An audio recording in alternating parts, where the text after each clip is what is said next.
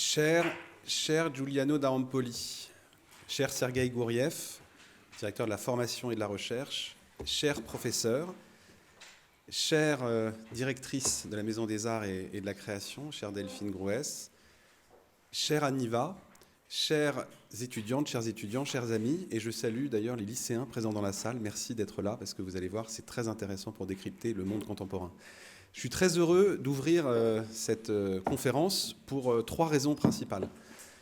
La première raison, c'est que Sciences Po s'enorgueillit d'avoir des liens importants avec l'Italie et de constituer une sorte de passerelle culturelle, intellectuelle, historique entre la France et l'Italie. La communauté d'étudiants italiens à Sciences Po est très importante. C'est notre troisième communauté internationale. Nous avons plus de 500 étudiants italiens. Nous avons plusieurs doubles diplômes avec des universités italiennes, la Bocconi, la Luis. Et nous avons aussi la charge de l'animation du dialogue franco-italien annuel que je co-préside avec Paola Severino. Et donc, la première raison pour laquelle je suis très heureux d'être ce soir, c'est évidemment parce qu'à travers Giuliano, c'est aussi le lien entre la France et l'Italie, entre Sciences Po et l'Italie que nous mettons en avant. La deuxième raison, c'est évidemment Giuliano, et j'allais dire le Giuliano écrivain, artiste, car le mage du Kremlin montre que Giuliano est un très grand écrivain, en langue française en plus, alors que ce n'est pas sa langue maternelle.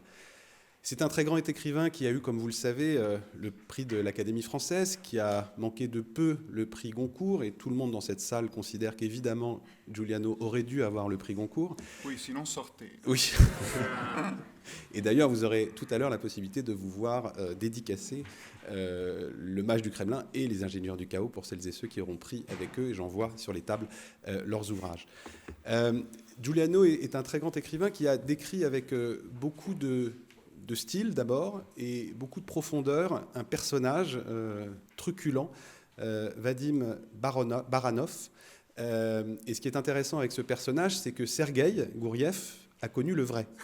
Et donc vous allez pouvoir avoir à la fois une approche fictionnelle de Baranov et une approche en vrai, puisque Sergueï a côtoyé cet individu.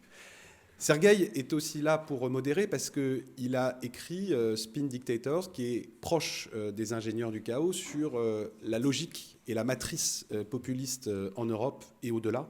Et donc ce sera intéressant évidemment aussi qu'il y ait les deux approches qui puissent se conjuguer.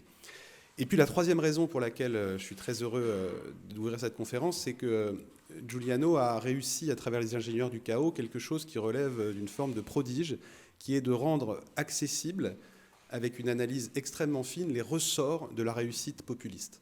Son livre est sorti en 2019, mais il continue à avoir un succès absolument fou. C'est un peu comme si un film continuait en VOD à avoir un succès fondamental, parce que son livre continue à être très acheté, très lu. Beaucoup de politiques, je ne sais pas si vous voyez ça dans la presse, notamment en France, le lisent, le consultent, s'y réfèrent. Et donc c'est vraiment un élément très important, puisque Giuliano a réussi, je crois, et je ne veux pas évidemment anticiper sur les débats et les discussions qui vont avoir lieu, à décrypter deux phénomènes très importants dans la montée du populisme. Le premier, c'est la combinaison de la bouffonnerie et du digital. C'est-à-dire comment des personnages politiques fantasques, et on pense évidemment à beaucoup de pays, en Italie, encore récemment en Argentine, s'alliaient, coopéraient avec un autre personnage fantasque, mais qui relevait plutôt du geek, et qui avait une capacité à travers la data de faire de la propagande ciblée, de la propagande 3.0, et qui du coup avait des percées électorales qui mélangeaient une dimension extrêmement baroque d'une manière de faire de la politique, et en même temps une analyse de la data et une accaparation du digital comme force politique majeure. Et ça, c'est, je pense, un enseignement très important. Et il faut se dire que tous les populistes de cette planète qui n'ont pas encore leur geek, il faut s'inquiéter. Et je pense notamment à notre pays.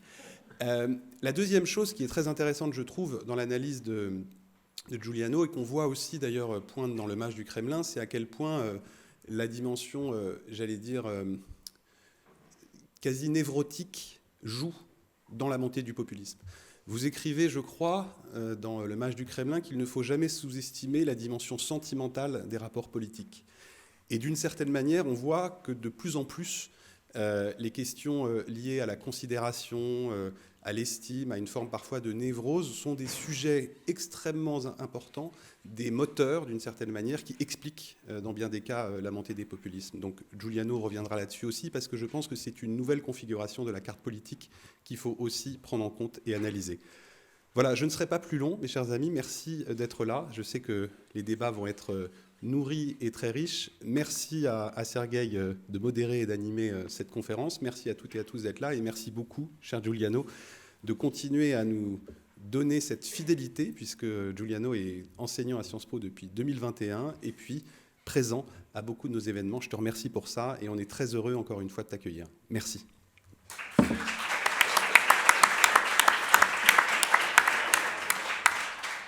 Merci beaucoup, cher Mathias. Pour moi, c'est aussi très précieux que Julien, pas que enseigne à Sciences Po, mais aussi il est ancien de Sciences Po. Donc, Julien, en fait, est né en France, à Neuilly-sur-Mer, et après étudié à Rome, à Sapienza. Mais après, il était diplômé de Sciences Po en sciences politiques, master en sciences politiques. Donc, pour vous tous, pour les Syriens surtout, c'est aussi une carrière avant vous. Devant vous. Donc, c'est aussi un exemple que vous pouvez suivre. Et là, ma première question, c'est aussi lié à la carrière de Julien, qui a été en fait lui-même pas que public intellectual et écrivain, intellectuel public, penseur et écrivain, mais aussi conseiller des politiciens.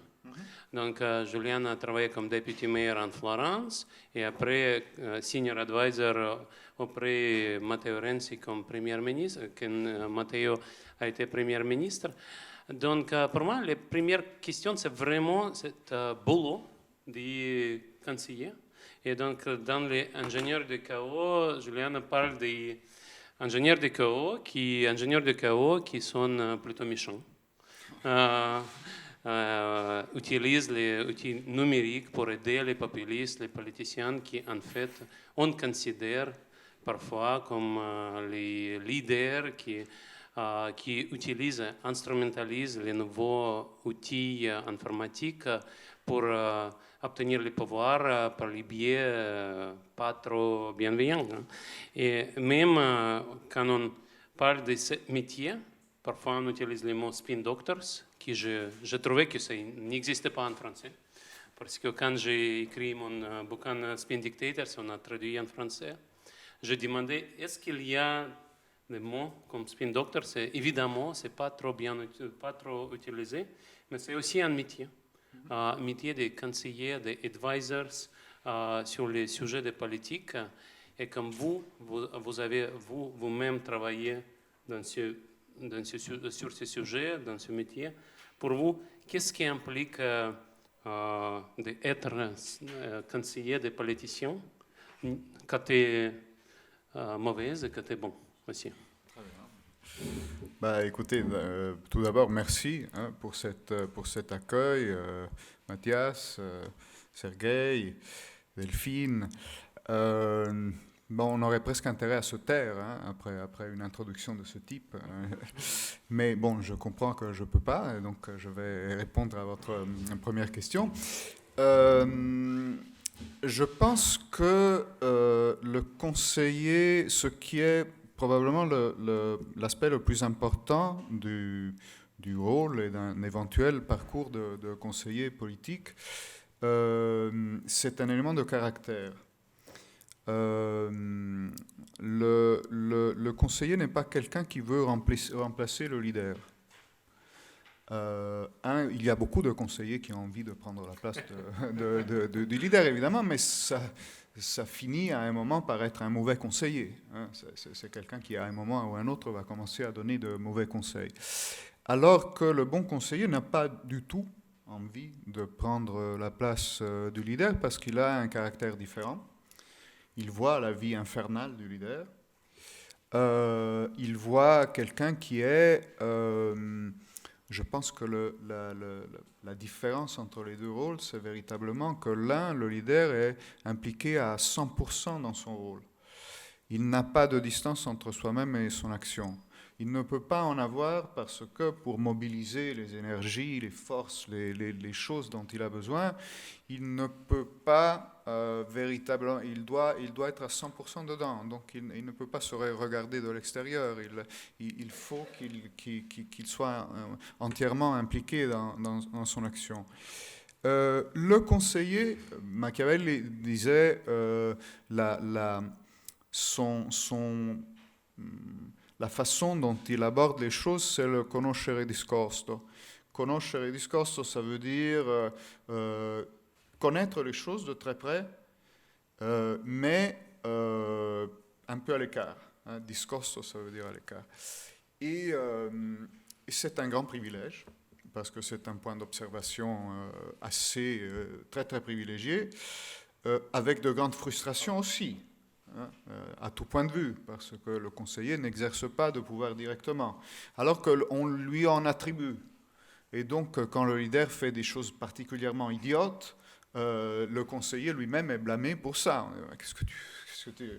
Et alors que ce n'est pas forcément comme ça que ça se passe. Moi, j'ai toujours le souvenir de c'est un ancien conseiller de Sarkozy qui avait raconté ça, et qui disait, après l'élection de Sarkozy, on lui a tous conseillé à un moment de prendre de la hauteur, de prendre de la distance avant d'entrer en fonction.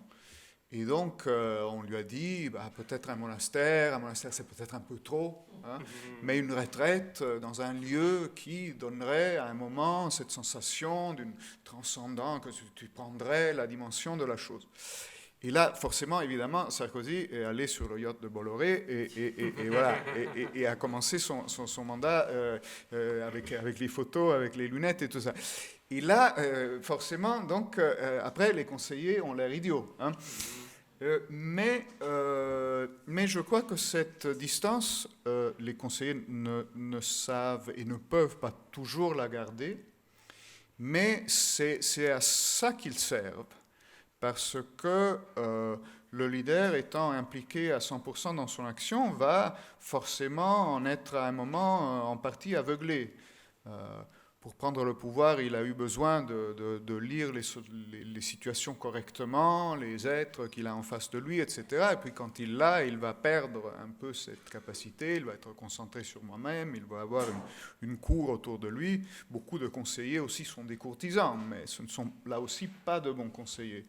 Le bon conseiller va garder une distance, il va continuer, il va être un peu un antidote à l'obnubilation du naturel du pouvoir.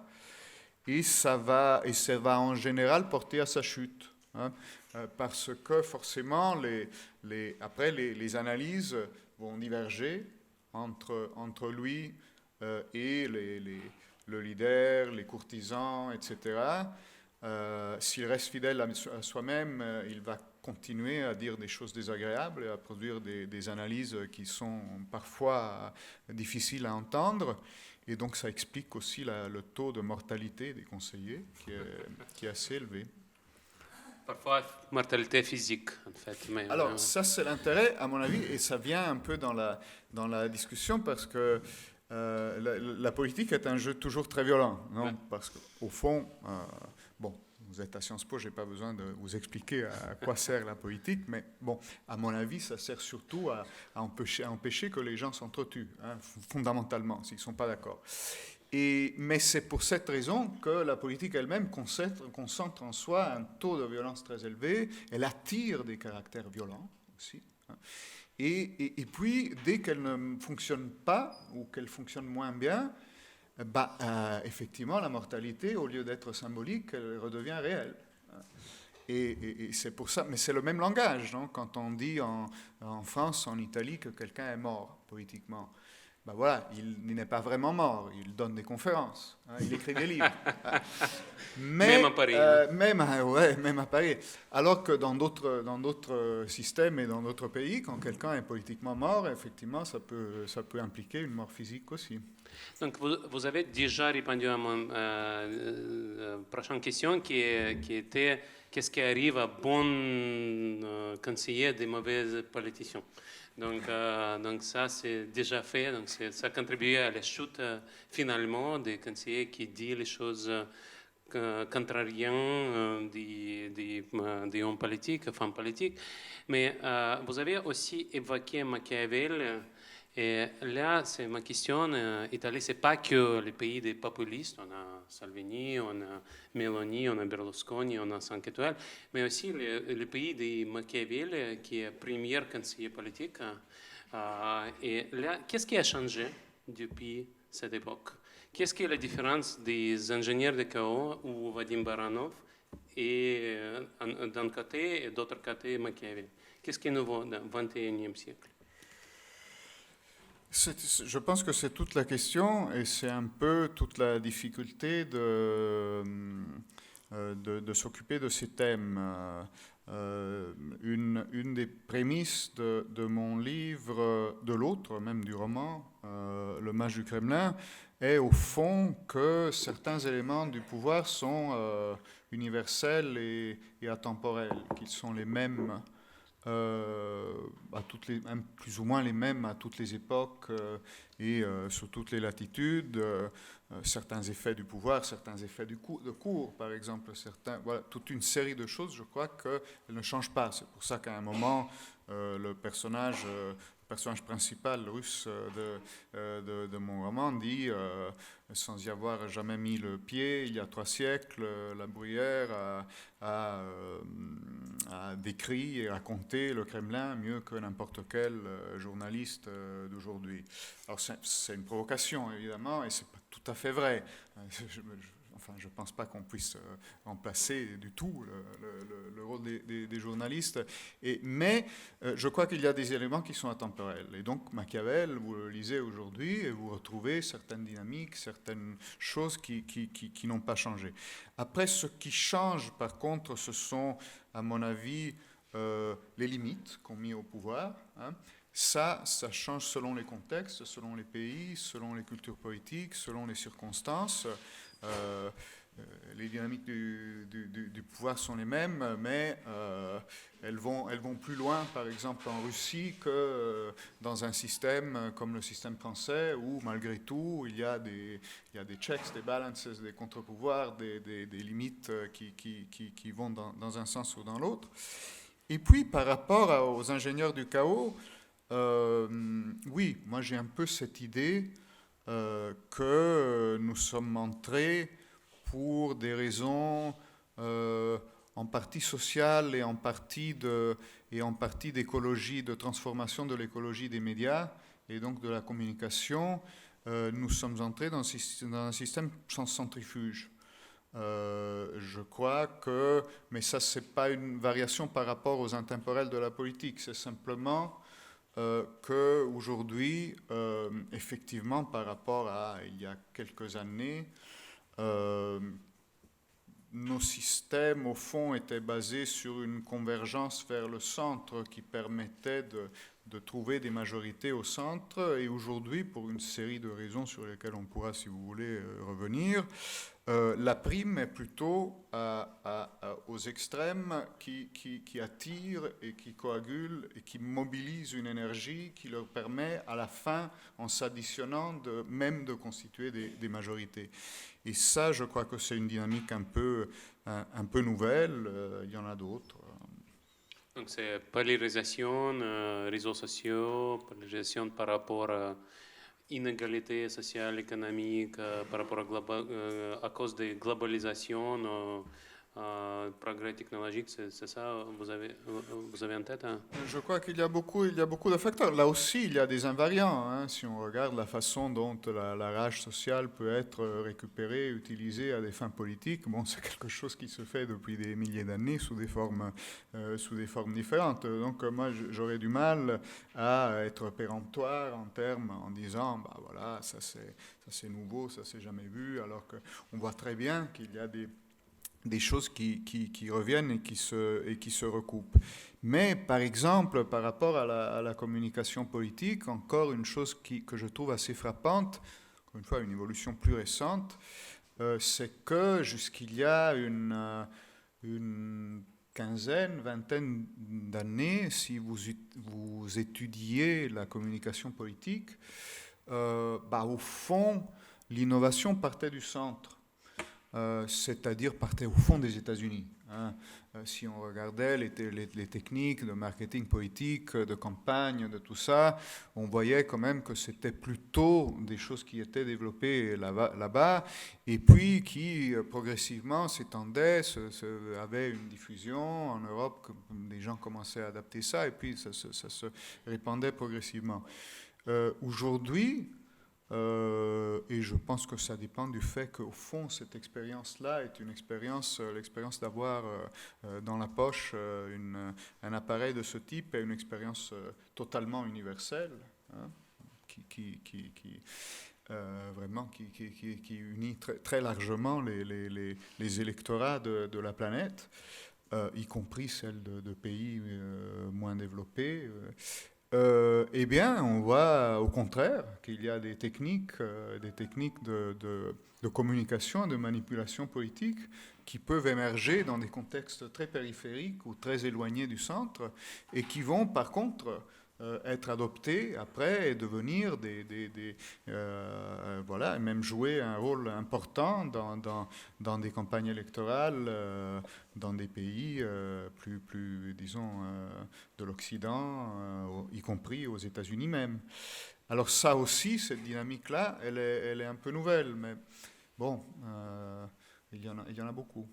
Oui, je me souviens qu'en année 2016, on a eu une petite équipe des ados, en fait, en Macédonie, qui jouait un rôle plutôt important dans l'élection américaine, par diffusion des fausses nouvelles, fake news et tout ça sur Hillary Clinton. C'est quelques innovations qui viennent des pays émergents dans le sud d'Europe. Comme on est dans les maisons des arts et de la création, je voudrais vous poser une question sur l'écriture. Donc, ce livre-là, Ingénieur du chaos, c'est un livre non-fiction. Donc, là, vous êtes très direct et plutôt négatif sur les gens méchants de ce livre, des personnages qui sont méchants, vraiment. On ne l'aime pas, mais on ne les aime pas. Mais dans les romans, Hommage du Kremlin, il y a plus d'empathie par rapport au personnage principal, qui est toujours méchant. Donc, comme Mathias a dit, je l'ai rencontré, il y a de ce côté créatif et il est fan du rap, comme notre directeur Mathias Vechra. Donc, il était travaillé, il est formé comme réalisateur, metteur en scène de théâtre. Il y a des côtés créatifs, mais même il y a vraiment quelqu'un comme ingénieur de dictature de Poutine qui s'appelle démocratie souveraine. Donc ça, c'est invention de M. Surkov, mais il y a de l'empathie. Donc, comme écrivain, pour vous, c'est important de mettre en œuvre cette connexion, lien avec votre personnage. Comment ça marche? Oui, écoutez, c'est toute la question. C'est-à-dire, dans les deux cas, ce qui m'intéresse, c'est de comprendre.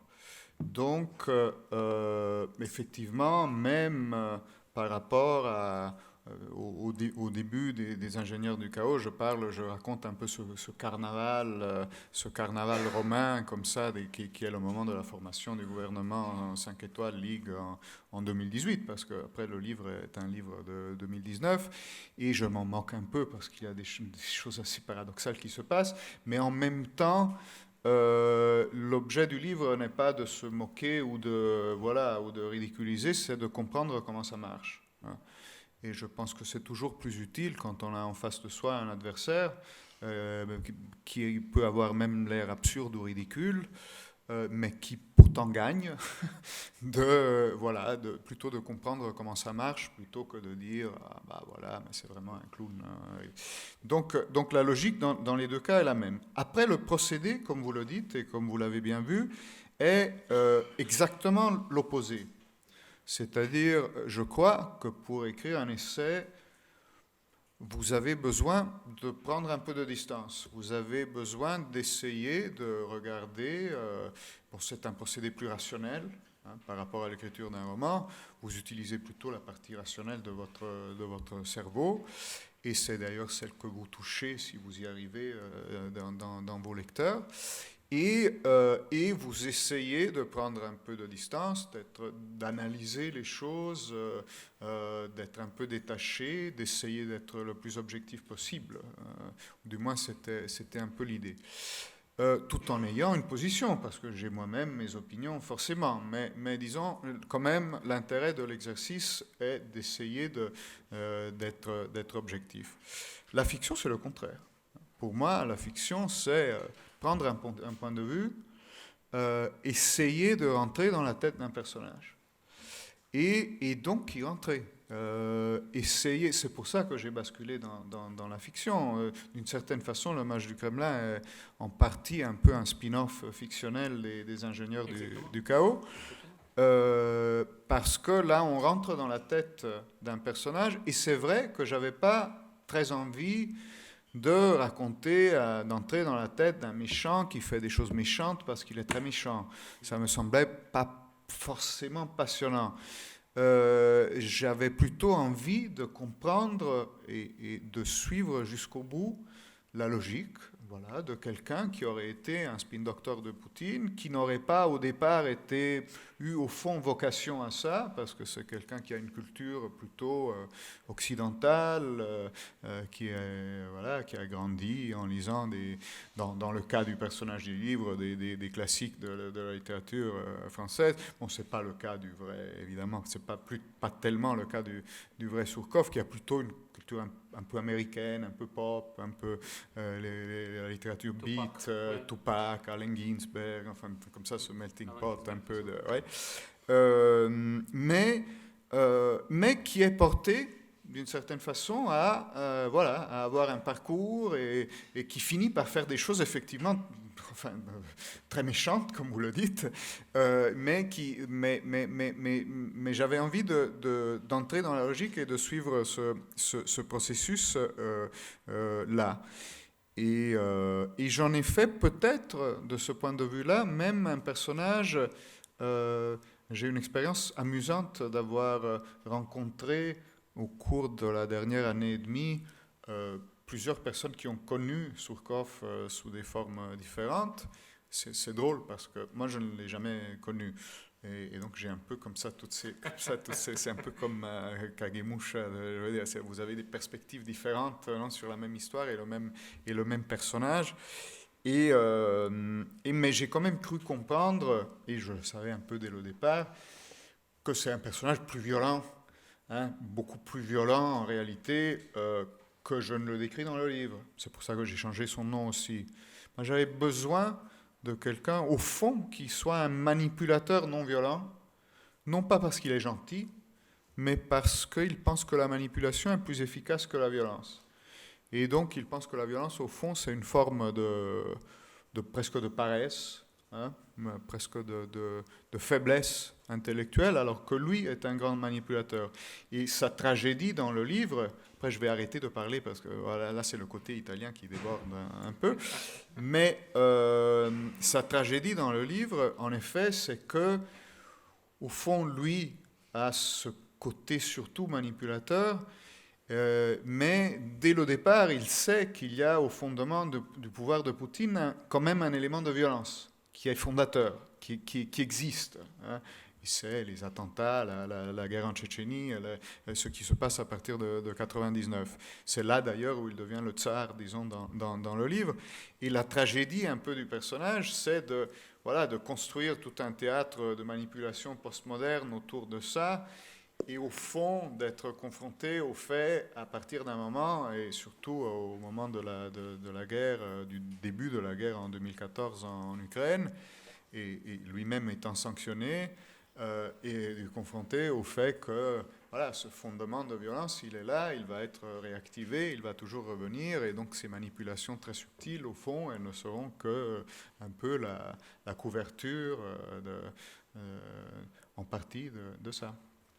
Merci Julian. Je voudrais revenir à votre remarque pour Surkov. Manipulation, ça a été plus efficace que violence directe et ouverte. Et ici, c'est le moment quand je pouvais vous dire comme auteur d'un livre moi-même, mon éditeur et mon co-auteur toujours demandent, chaque fois que je suis sur la scène, je dois mentionner mon propre livre. Donc cette remarque, c'est vraiment le sujet central des Spin Dictators. Donc c'est fini, donc vous avez déjà été informé de mon livre, donc on revient ingénieur de chaos et match de Kremlin. On pourrait faire un coffret, je pense, parce que... Ouais. Donc pour revenir vers fiction, vers match de Kremlin, moi je n'ai jamais écrit les fictions, mais j'ai lu que c'est vraiment essentiel pour le storytelling de voir l'évolution du caractère principal, du personnage principal. Même Poutine a changé lui-même aussi, il était différent il y a 20 ans, 25 ans, mais c'est vraiment, si vous pouvez confirmer cela ou non, que quand vous allez écrire vos propres livres, c'est aussi, il faut éviter les personnages fixes, méchants, mais aussi regarder les changements, l'évolution des personnages, c'est ça? Oui, disons, il y a cette... c'est un peu l'idée, effectivement, d'accompagner un personnage ou plusieurs personnages dans leur parcours. Et si vous faites ça à travers un roman, c'est là où est vraiment un peu la différence avec une écriture de non-fiction. Je crois qu'il y a... vous mobilisez forcément une partie de vous-même, de vos expériences, de vos émotions pour faire ça. Quand je vous disais, pour écrire de la non-fiction, on n'utilise au fond qu'une partie de son cerveau. Je pense que ce n'est pas tout à fait vrai. Hein. J'ai toujours un peu l'idée qu'au fond, même le traité le plus aride de mathématiques est une petite forme d'autobiographie quand même. Hein. Il y a toujours une composante autobiographique. Mais bon, elle est quand même plus limitée. Hein. Si vous écrivez un traité académique, alors que l'écriture romanesque a ça. Vous y êtes à 100% avec vos émotions, votre expérience. J'ai raconté ici la trajectoire d'un conseiller politique. Est-ce que j'aurais pu le faire si je n'avais pas eu moi-même, dans d'autres contextes, cette expérience-là, et si elle ne m'avait pas conduit, moi aussi, d'une certaine façon, à évoluer? J'aurais pas pu, je crois. Je ne pense pas que j'aurais pu écrire ce livre. Et donc, oui, je pourrais encore vous faire une dizaine de minutes sur ça, mais peut-être vous avez envie de poser une autre question plutôt. Oui, donc on va passer aux étudiants maintenant, mais juste j'espère qu'en réalité, vous gardez les mêmes dispositifs moraux, vous ne changez pas, vous gardez les lignes bonnes et pas changer, vous n'avez pas changé comme votre personnage Vadim Baranov, pas évolué, d'aller côté méchant, de sacrifier les principes éthiques. Donc ça a contribué à la chute de quelques conseillers, comme vous avez dit. Tout à fait, oui. Non, mais je vous dis, il y a plus de limites ici, de toute façon. Okay. Donc, on a des ambassadeurs de la Maison des Arts et de la Création et on commence avec la question de Lily Cordes qui est là. Vous avez des micros? Ouais. Allez-y. Je ne sais pas si on m'entend. Qui est étudiante en deuxième année au Collège universitaire à Humanité Politique. Déjà, merci beaucoup pour vos propos. Et moi, j'avais une question, parce que ça touche à ce que vous venez de dire sur l'image que vous avez voulu donner de Baranov, le conseiller. Moi, j'avais l'impression, dans votre roman, que Vladimir Poutine, c'était une sorte de pantin qui était toujours agi et en fait presque construit par les autres. Et en fait, je voulais vous demander si c'était l'image, la représentation que vous aviez voulu lui donner, et si oui, pourquoi? Ou est-ce qu'on ne pourrait pas dire quand même, mais avec un regard, on va dire, peut-être plus objectif, comme vous disiez, de la non-fiction, affirmer que l'actuel dirigeant de la Russie a sa part, voire sa propre intentionnalité? Ah, mais tout à fait. Moi, je suis un peu surpris que vous ayez eu cette impression de Poutine comme un pantin dans mon livre, parce que ce n'est pas Ce n'est absolument pas mon opinion. Et ce n'est pas ce que j'ai voulu montrer dans mon livre. Pour moi, Poutine, dans le livre, est le produit d'une erreur de casting, effectivement, premièrement. Après, encore une fois, les points de contact entre la dimension politique et la dimension actoriale, je pense, sont toujours importants. Ils sont très présents dans le livre aussi. Mais donc, Poutine, à mon avis, est justement le produit d'une erreur de casting. C'est-à-dire, quand un système de pouvoir choisit un représentant, et c'est le cas à la fin des années 90, quand la soi-disant famille de Yeltsin, les oligarques qui étaient autour de lui, et toute une série de personnes choisissent Poutine, ils ont l'idée que ce soit quelqu'un de prévisible, de contrôlable, d'inimaginatif, au fond d'assez faible et prévisible. Et c'est ce que je montre dans le livre, c'est-à-dire, Berezovsky, après c'était pas Berezovsky dans les faits, mais voilà, on est dans une dimension romanesque, là aussi il fallait un peu concentrer sur des personnages certaines dynamiques, il le choisit, il le rencontre, il pense qu'il va le contrôler et tout ça, et du coup, Baranov, le personnage du conseiller est, je crois, peut-être le premier à comprendre et à voir que non, qu'il y a quelque chose en Poutine qui va le rendre probablement différent de ce qu'imaginaient les gens qui l'ont choisi.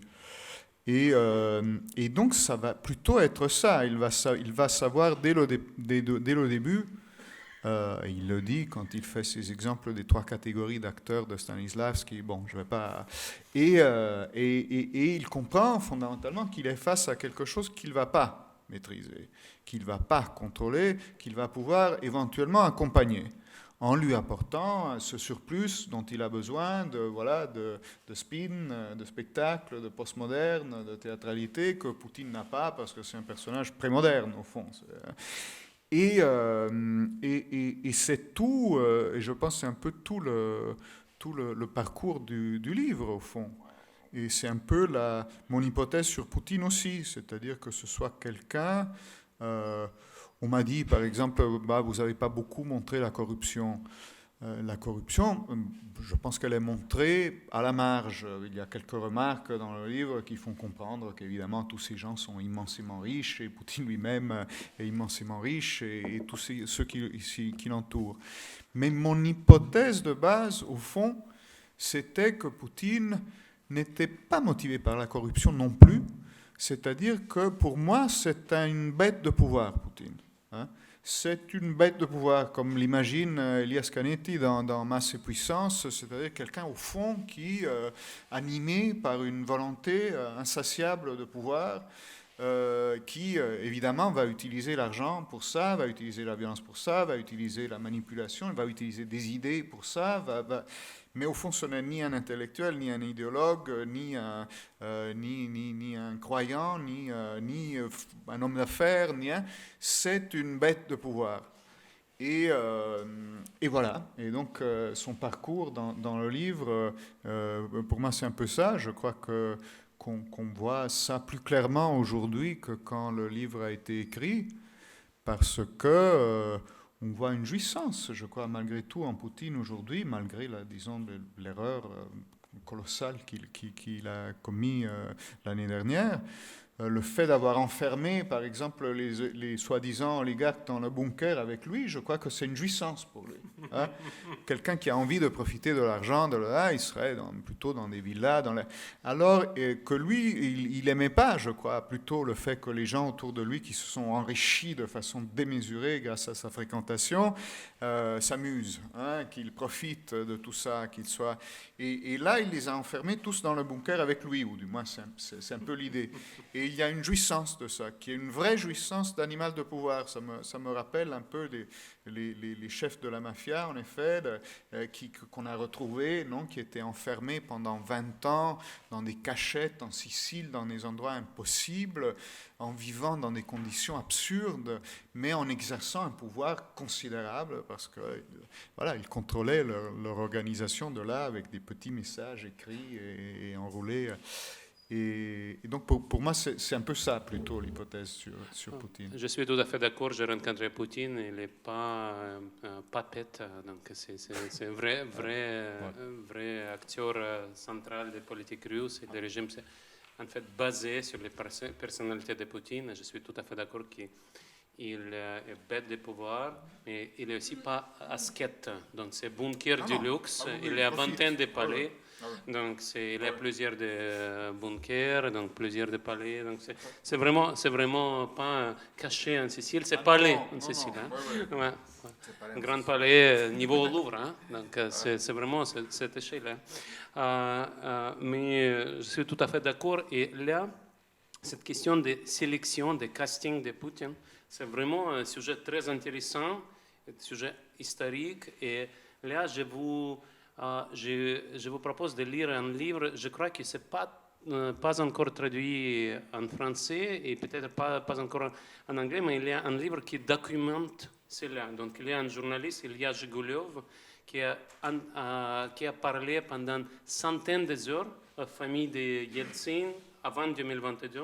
Il y a la fille de Yeltsin et son mari qui habite à Saint-Barth, donc les Caraïbes maintenant. Donc le journaliste l'a rencontré et dit cette histoire fascinante. La fille de Yeltsin avait Oui, Tatiana Divchenko. Oui, bien sûr.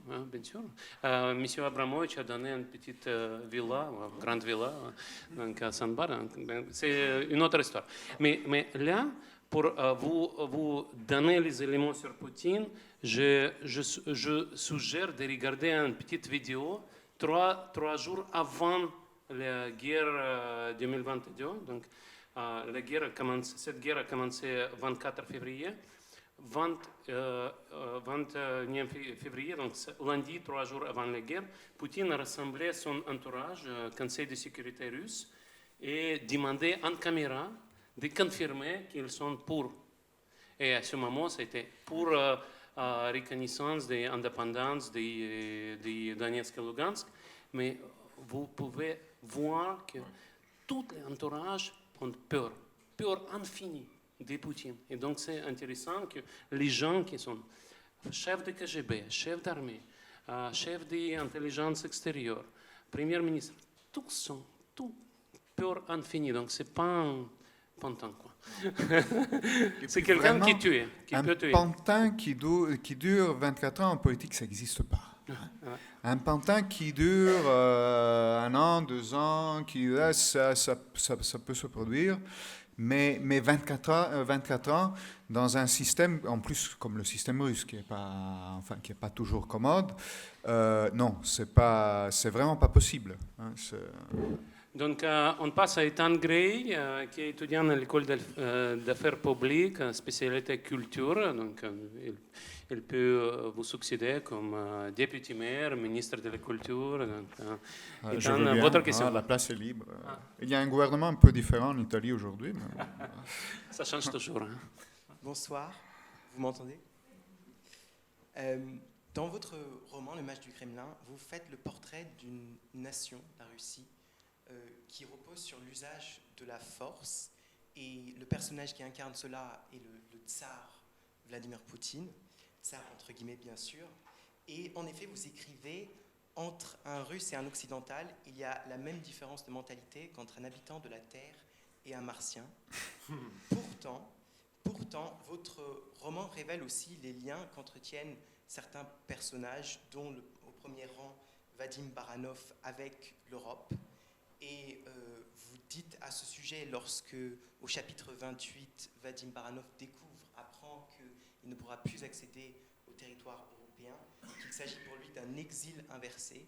Et vous avez ce passage formidable où vous dites, pour illustrer les différences entre la Russie et l'Europe, que les lumières d'en bas, qui existe en Europe et qui n'existe pas en Russie. Voilà la vraie différence, vous écrivez. En Russie, elle n'existe pratiquement pas. Vous pouvez vous promener même dans les plus beaux quartiers de Moscou et de Saint-Pétersbourg. Vous verrez partout les faisceaux impitoyables des plafonniers qui descendent d'en haut et illuminent les fenêtres. Par contre, pour vous, vous écrivez que les petites lumières d'en bas représentent autre chose, la lumière tamisée au feu de bois et le jeu des ombres. Et vous utilisez cette métaphore pour illustrer le fait qu'en Russie, il n'y a qu'un seul véritable plaisir, regarder la réalité en face, sans filtre. Alors la question que j'ai à vous poser au sujet de ce qu'est pour vous l'esprit russe et comment vous le représentez dans votre roman, puisque vous avez dit qu'il s'agissait pour vous d'une tentative de compréhension, pourquoi vous livrez-vous à cet exercice? Et est-ce qu'il provient aussi d'une volonté de renouer le dialogue entre Européens de part et d'autre du continent par le biais des lettres? Écoutez, merci pour cette question. Je vais vous répondre en 45 minutes, si c'est bon pour vous. Écoutez, bon, d'abord, merci pour avoir lu ce passage du livre, parce qu'il y a quand même quelque chose d'important à dire, c'est que quand parler du livre est, je crois, beaucoup plus ennuyeux que le lire. C'est-à-dire, quand je parle de livre, je pense que je suis plus ennuyeux que si vous lisez le livre directement, simplement parce que, encore une fois, quand on analyse, c'est un peu autre chose. Et là, on est dans l'analyse, forcément, on décortique, alors que le livre essaye de montrer des choses, de générer des émotions, de raconter une histoire, au fond, et c'était un peu le but du jeu. Après, par rapport à cette histoire de Russie, d'âme russe, de différence, la première chose à dire, je crois que c'est que Baranov, le personnage central du livre, n'est pas tout à fait honnête. Quand il dit des choses comme la Russie c'est ça a toujours été gouverné par le sabre, Ivan le Terrible, les oprichniks aujourd'hui, etc., il est encore en train de manipuler. Alors, c'est quelque chose qui est important dans la lecture du livre, je crois, c'est-à-dire de savoir que Baranov n'est pas sincère. C'est un manipulateur. Et donc, forcément, il est une soirée, il retrouve, il est un peu à la retraite, il trouve un interlocuteur européen, il est sanctionné, il ne peut plus voyager en Europe, il a envie de discuter avec lui, il lui raconte sa vie, il se confesse d'une certaine façon, mais ça reste un manipulateur. Et il continue de présenter une vision de la réalité qui, même si il a été déçu par Poutine, cette histoire-là, comme ça, c'est un peu terminé pour lui. Bon, il n'est pas ici, il n'est pas à cette table avec Sergei Gouriev, il n'est pas à Berlin, il n'est pas à New York, il est resté là. Oui, mais quoique j'aimerais bien vous voir ensemble, mais bon, effectivement, ce serait peut-être un peu plus, un peu plus conflictuel. Donc il y a cette composante-là. Quand lui parle de l'âme russe, il met en avant un peu cette. Moi, je suis moins déterministe. Moi, j'ai pas forcément tout à fait ces convictions-là. Après, tout le plaisir, au fond, de se confronter à la Russie, il est un peu lié à ça. Il y a des choses qu'on sent très proches, et qu'on peut voir, et même dans la politique russe, dans les dynamiques politiques russes, au fond, il y a des choses qui ne sont pas éloignées de nous. Ce sont des choses qui se passent de façon peut-être plus extrême là-bas pour une série de raisons, mais ce sont des dynamiques qui, les années 90, perte de contrôle radical des gens sur leur vie, les circonstances de leur vie, etc., recherche d'autorité, de verticalité, restauration verticale, et après les valeurs, les trucs, etc. Bon, fait effectivement d'une façon qui ne serait pas possible en France ou en Italie sous la même forme, mais une dynamique au fond qui n'est pas forcément complètement différente. Quand les gens perdent des repères, ont la sensation de perdre le contrôle sur leur vie, et on étudie beaucoup ça à Sciences Po évidemment. Après, le résultat, c'est souvent, ça peut être une recherche de verticalité, de revenir à des racines, à des certitudes, etc. Bon. Et après, en effet, il y a des choses qui sont différentes, hein, et qui, pour un occidental en Russie, sont... et c'est cet élément de familiarité et pour nous, un peu de mystère, si vous voulez, qui pour moi, a été fascinant, et d'essayer de trouver un peu l'équilibre entre les deux. Et dans mon cas, ça part vraiment d'une sensation physique. J'ai écrit sur ce roman parce que je suis allé la première fois à Moscou il y a une quatorzaine d'années, je pense. Oui, 12-13 années. Et au départ, c'était une sensation physique pour moi. Je débarque à Moscou et j'ai un sentiment de peur, je dois dire. J'ai un sentiment d'oppression presque physique qui est lié à la ville, à la structure de la ville, à cette forteresse, à ce mollusque de pierre du Kremlin au centre de la ville, à l'architecture stalinienne tout autour, et jusqu'aux banlieues richissimes, même des nouveaux Russes, etc. Et moi, ça m'a donné une sensation d'un pouvoir qui m'a fait peur. J'ai senti ça. Plus que dans des endroits où le pouvoir est plus fort. À Pékin, le pouvoir est plus fort qu'à Moscou. Mais j'avais moins senti ça à l'époque à Pékin. Aujourd'hui, je ne sais pas, peut-être en y retournant, ce serait différent. Mais à l'époque, c'était comme ça. Et donc, au départ, pour moi, c'est cette forme de peur. Mais la peur, souvent, ça attire aussi, non ? Ça fascine. Et c'est un peu au départ, je crois, de mon intérêt pour la culture politique russe, pour son histoire récente et tout ça. Alors, je n'ai pas répondu à la question, mais j'ai déjà quand même parlé 20 minutes. Donc, ouais. Merci Giuliano. Donc, j'ai regardé mon téléphone, c'est moins 6 degrés à Moscou. Donc, si vous allez aujourd'hui, peut-être c'est aussi ce sentiment physique de froid aussi. Mais moi aussi, j'ai été conseiller en politique de Navalny année 2013. Notre programme pour les maires de Moscou, c'était transformer Kremlin en musée et sortir le gouvernement du Kremlin, parce que je suis tout à fait d'accord que c'est important. C'est toujours très important que si une forteresse au centre de ville qui projette le pouvoir comme époque il y a 5 centaines d'années, c'est vraiment un signal, c'est vraiment un discours en Russie aussi. Mais là, je voudrais ajouter une chose. Les gens comme Baranov, je suis tout à fait d'accord, ils ne sont pas honnêtes et utilisent, instrumentalisent la Russie, que la Russie, ça a été toujours empire, toujours le tsar. Mais ici, en France, on a eu monarque absolu, il y a juste 3 centenies, hein, donc 3 siècles. Donc, ça change. Allemagne de l'Est, Allemagne de l'Ouest, c'était les mêmes pays, après différents, après les mêmes pays. Donc, ça change. Il n'y a pas de prédétermination génétique. Il y a des choses qu'on peut changer. Et on a vu que les pays comme Corée du Sud sont devenus démocratiques. Taïwan est devenu démocratique aussi. C'est aussi un pays des citoyens chinois.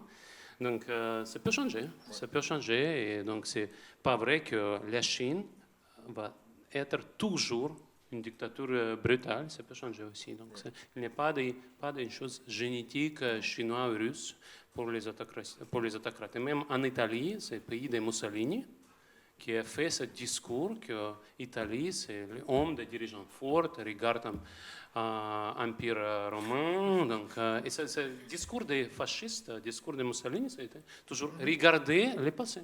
Donc, la grandeur, c'est le passé.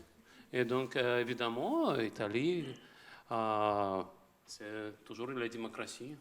Il y a des gens qui veulent convertir, transformer l'Italie en spin dictature, mais quand même, ils tiennent jusqu'à ce moment. Il y a des avis partagés, je vois, mais c'est toujours la démocratie. Ah, tout à fait, ouais. On est d'accord. Mussolini combinait cette rhétorique avec une certaine compréhension aussi des Italiens. Donc il disait gouverner les Italiens n'est pas impossible, c'est inutile.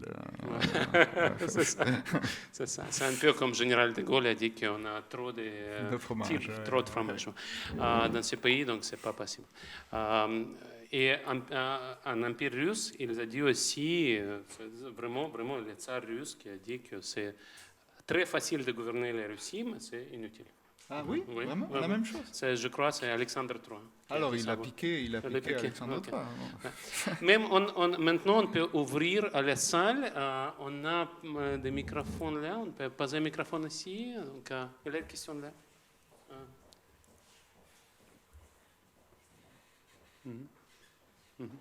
Ok.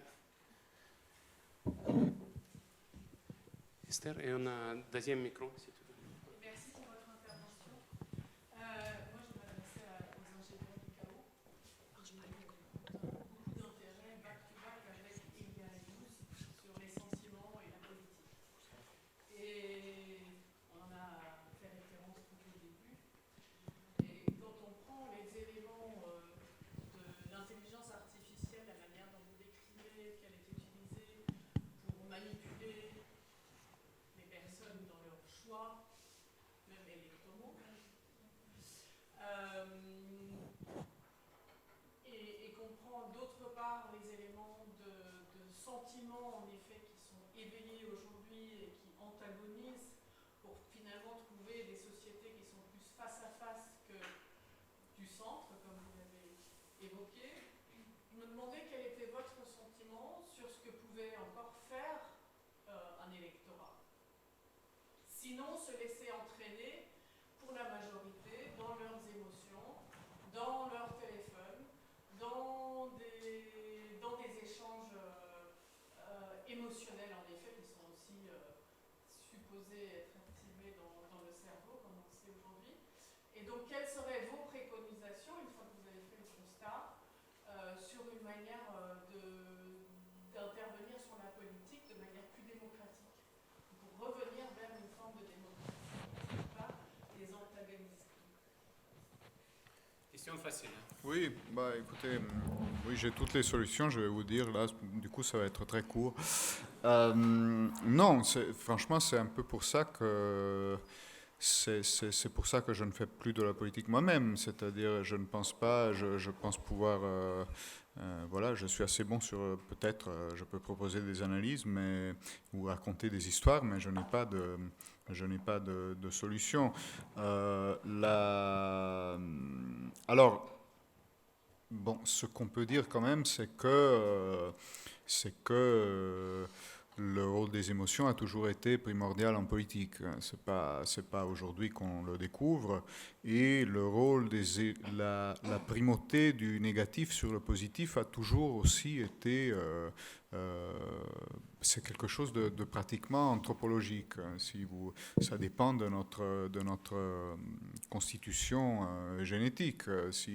Au fond, la surestimation du négatif et du danger est quelque chose qui fait partie de notre mécanisme de survie. Si vous êtes dans la savane et vous avez plutôt intérêt à surestimer un danger, quelque chose qui bouge dans la brousse et qui pourrait être un lion, même si ça ne l'est pas, plutôt qu'à contempler la beauté du coucher de soleil. Hein. Il y a quelque chose, et ça on le voit très bien dans les propositions politiques et dans les programmes politiques.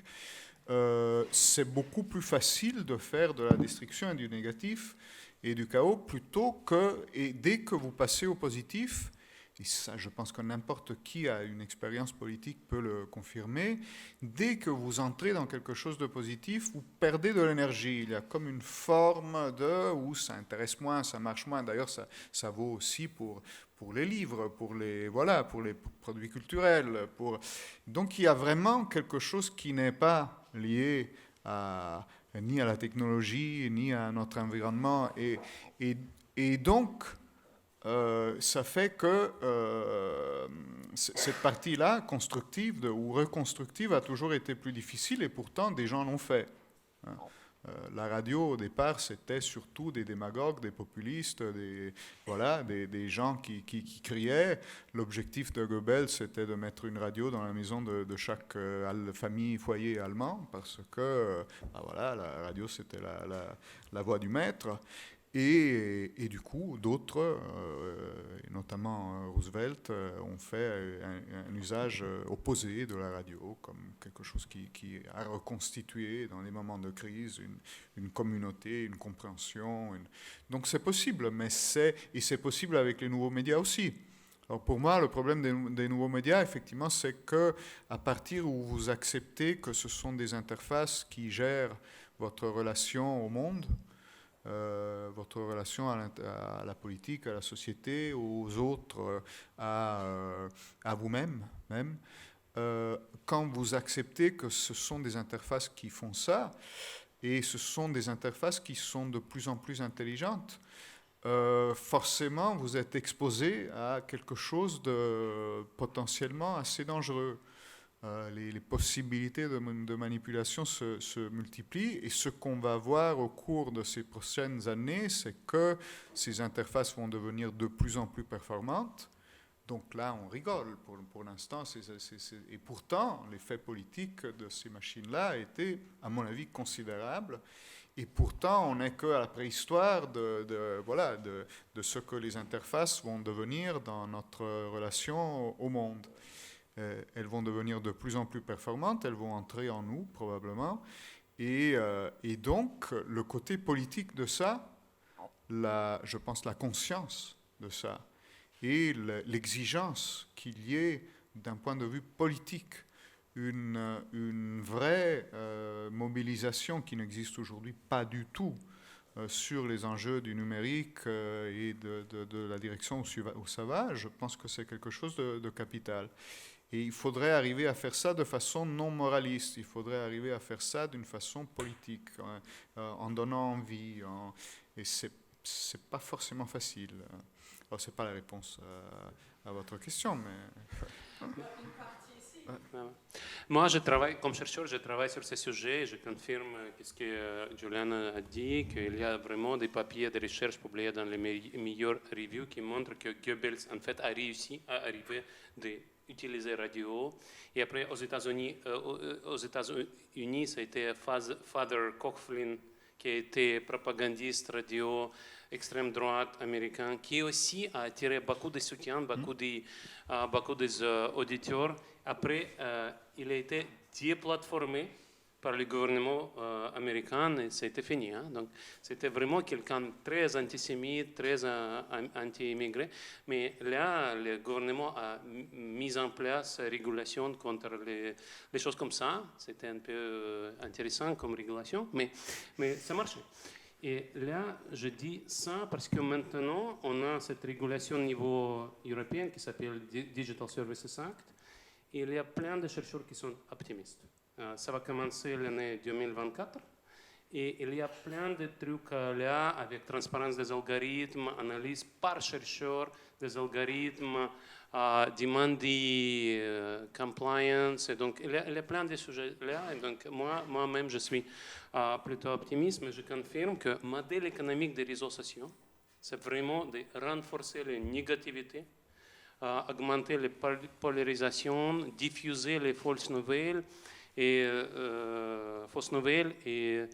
il faut mettre en œuvre les règles, changer les landscapes, changer les règles de jeu pour cela. Et on peut le faire.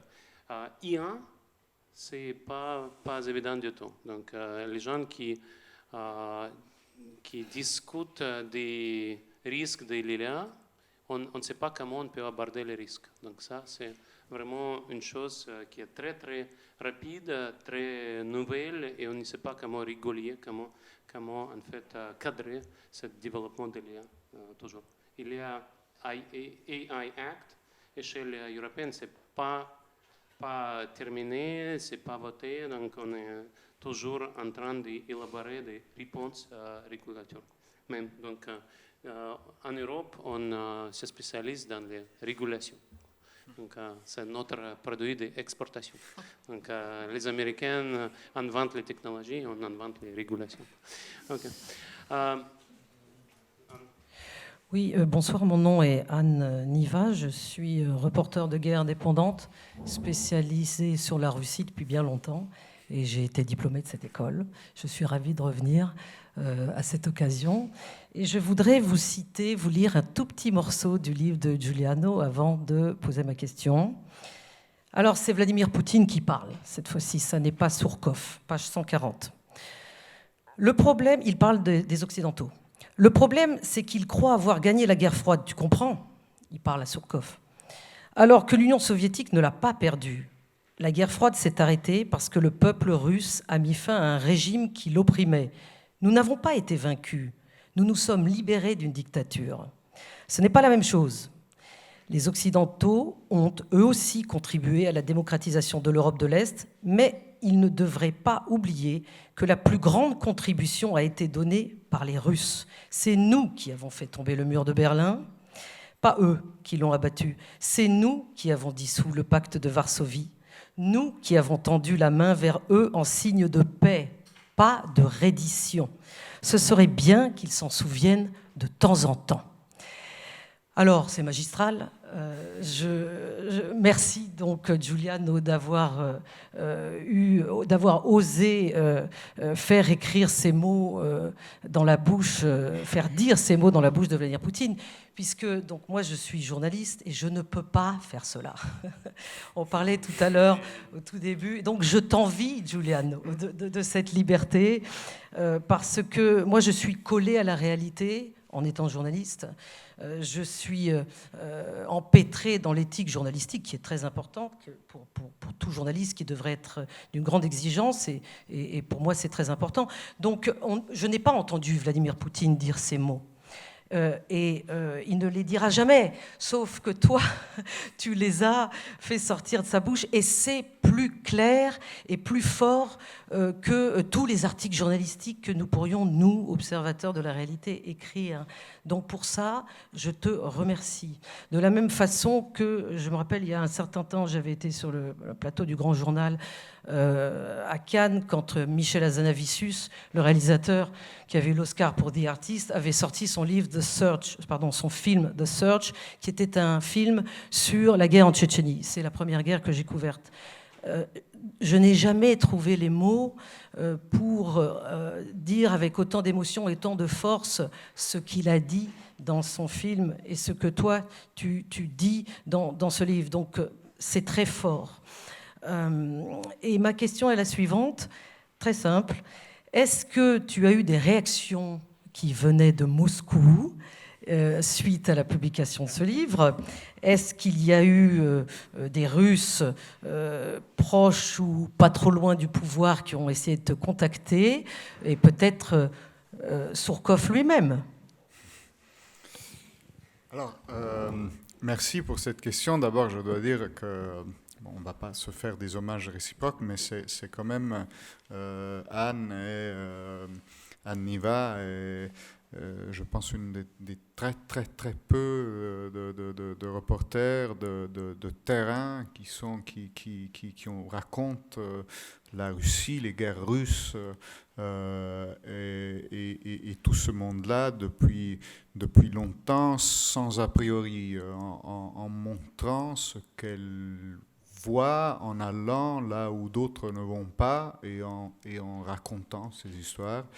Et c'est quelque chose d'extraordinaire qu'elle a continué à faire même dans les conditions assez spéciales de cette année et demie. Et ça donnera bientôt un livre, à ce que j'ai compris. Et oui, mais c'est pas un roman. Et c'est pas un roman, mais encore une fois, les deux... le roman ne doit surtout pas prendre la place ni du travail des journalistes, ni d'un essai géopolitique ou historique ou politologique. Ce serait absurde de dire qu'un roman doit faire ça. Je pense qu'un roman est une porte d'entrée différente. Il y a différentes façons d'appréhender au fond la réalité et la vérité. il y a différents codes, différentes façons d'y arriver. Et je pense que l'académie a les siens, l'université a les siens, le journalisme a les siens, et la fiction a les siens aussi. Donc ils sont différents d'ailleurs, parce qu'il y a des protocoles à respecter dans les deux cas. Par exemple, si vous écrivez pour l'académie, vous n'avez pas le droit de... Si vous faites un film ou vous écrivez un roman, vous avez le droit de choisir un peu ce que vous allez raconter, ce que vous n'allez pas mettre, vous choisissez au fond les scènes les plus fortes, ce qui servent votre propos, etc. Et donc vous avez le droit d'omettre des faits, des choses. Par contre, vous n'avez pas le droit d'être ennuyeux. L'académie, c'est le contraire, à mon avis. C'est-à-dire, vous devez suivre des protocoles. Vous n'avez pas le droit, quand même, il y a des règles quand même à suivre, parce que s'il y a des faits ou des éléments que vous ne traitez pas, vous n'aurez pas été sérieux dans votre travail. Par contre, vous avez le droit d'être ennuyeux. Bon, alors c'est les codes qui changent, mais je pense que toutes les portes d'entrée sont intéressantes et utiles. Hein, donc la fiction, le journalisme, etc. Après, j'en oublie la question. Donc, réaction de Moscou. Réaction de Moscou. Écoute, pas beaucoup. C'est-à-dire, j'ai pas eu énormément de feedback de Moscou par rapport au livre. J'ai eu pas mal de Russes qui sont en Europe ou ici. J'ai eu pas mal d'étrangers qui vivent encore à Moscou, ou qui circulent, ou qui ont circulé entre l'Europe, les États-Unis et la Russie. J'ai pas eu de réaction officielle, sauf ni de Surkov. Surkov, je pense qu'il est en mauvaise posture. Hein. Donc je pense que c'est quelqu'un, on a dit qu'il était aux arrêts, après on a dit que non. La semaine dernière, je disais à Sergueï que je parlais avec vraiment un grand reporter de guerre, d'ailleurs russe, qui s'appelle Mikhail Zygar, que tu dois connaître, qui est à New York. Et lui disait qu'à son avis, il est aux arrêts. Il est aux arrêts de police. Il est enquêté d'ailleurs pour un article qu'il a publié il y a un mois. Il paraît qu'il est enquêté par la police russe. Bon, donc il n'est pas tout à fait en condition, à mon avis, de fraterniser avec voilà, des écrivains ou des intellectuels européens. Par contre, la réaction que j'ai eue, c'était une semaine de folie et à mon avis, d'imbécilité assez large.